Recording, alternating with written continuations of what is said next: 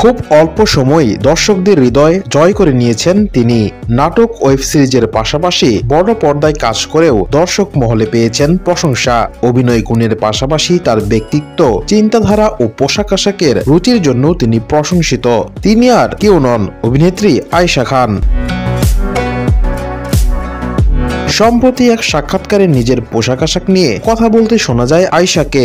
সেখানে অভিনেত্রী নিজেকে সেই পুরনো দিনের মানুষের সঙ্গেই তুলনা করেন। আয়েশার কথায়, আমি খুবই ব্যাকডেটেড একটা মানুষ, একটুও ফ্যাশনেবল কিংবা ফ্যাশন সচেতন না। আমার কাছে মনে হয় আমি যা পরে কমফোর্টেবল, যা আমি ক্যারি করতে পারবো, আমি সে ধরনের পোশাক, মেকআপ পরিধান করতে পছন্দ করি। আয়েশা খান আরো বলেন, এখন অনেকে ট্রেন্ড ফলো করে, আমি কখনোই ট্রেন্ডি ছিলাম না, কখনো স্রোতে গা ভাসাইনি। আমার শুধু মনে হতো আমার এই জামাটাতে ভালো লাগছে, আমি এটাই পরবো। আয়েশার ভাষ্য, আমি একটু রাখ ডাক পোশাক পরতে বেশি স্বাচ্ছন্দ্য বোধ করি। আবার এমন কোন চরিত্র আছে যেখানে কস্টিউমটা একটু ভিন্ন চাচ্ছে বা অনেক বেশি ওয়েস্টার্ন কস্টিউম চাচ্ছে, এই ধরনের যদি কোনো প্রেশার থাকে তাহলে আমি এড়িয়ে যাই, সরাসরি বলে দেই আমি সরি।